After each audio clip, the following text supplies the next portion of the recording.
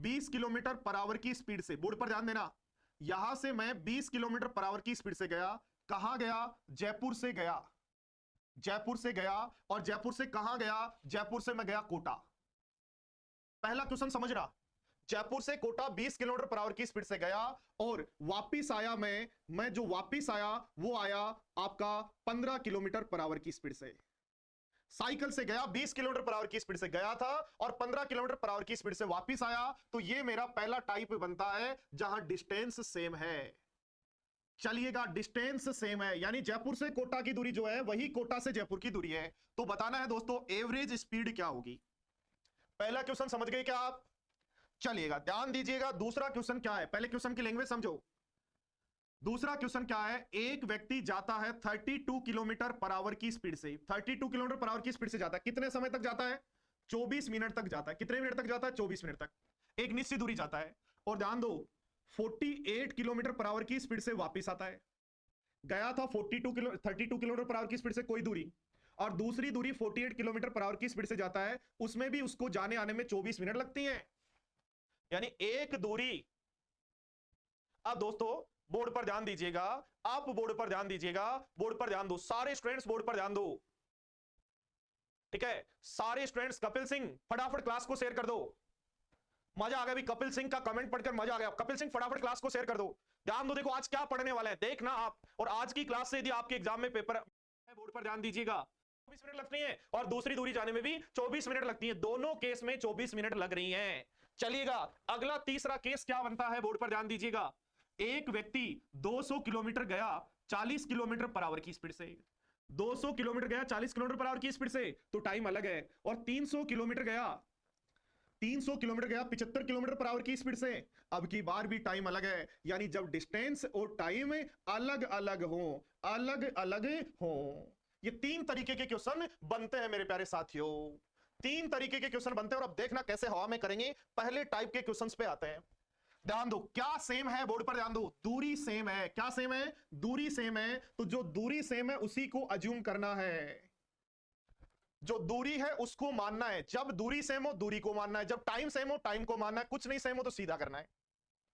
चलिएगा, वापस ध्यान दीजिएगा, दूरी सेम है तो ऐसा नंबर जिसमें 20 और 15 का भाग चला जाए, तो 20 और 15 का भाग 60 में जाता है। मान लेते हैं जयपुर से कोटा के बीच की दूरी 60 किलोमीटर है।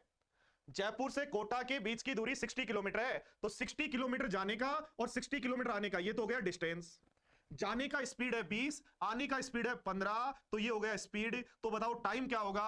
तो जाने का टाइम होगा 3 घंटे, वापिस आने का टाइम होगा 4 घंटे। तो दोस्तों एवरेज स्पीड तो हमने पढ़ा है, total distance 120 upon total time, तो टोटल टाइम 7। बोलो बात सबको समझ में आई क्या? यानी जब भी क्वेश्चन में डिस्टेंस सेम हो, तो डिस्टेंस सेम हो तो क्या करना है मेरे प्यारे साथियों?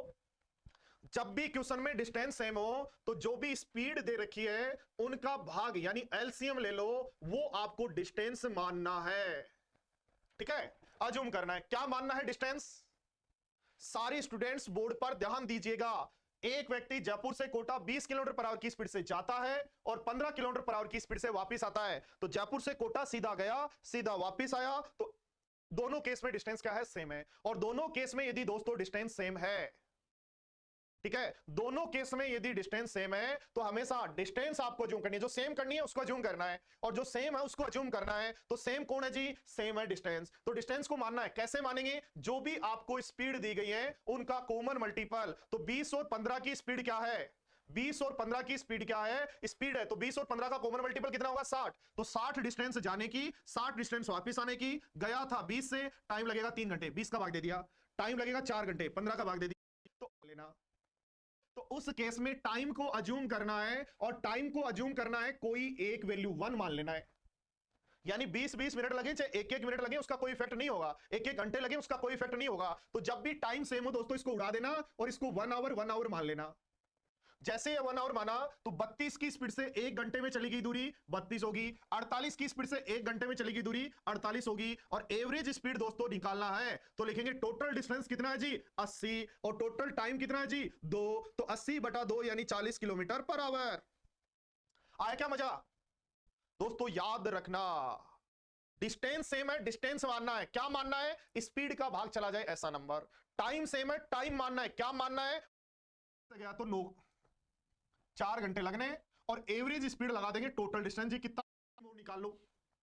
ध्यान दो, 200 किलोमीटर 40 की स्पीड से गया तो 5 घंटे लगने हैं, 300 किलोमीटर 75 की स्पीड से गया तो 9 4 घंटे लगने हैं, और एवरेज स्पीड लगा देंगे टोटल डिस्टेंस जी कितना है 500, टोटल टाइम जी कितना है 9, तो 500 बटा 9 किलोमीटर पर आवर। आई बात समझ में? सारे स्टूडेंट्स को बात समझ में आई? ओनली 3 ही तरीके के क्वेश्चंस है। अब देखो क्वेश्चंस होते कैसे हैं, अभी क्वेश्चन लेते हैं आपके सामने। जी जी बताइएगा क्वेश्चन कैसे होते हैं, क्वेश्चन कैसे आते हैं एग्जाम में, जी बताइएगा। तो हम लेते हैं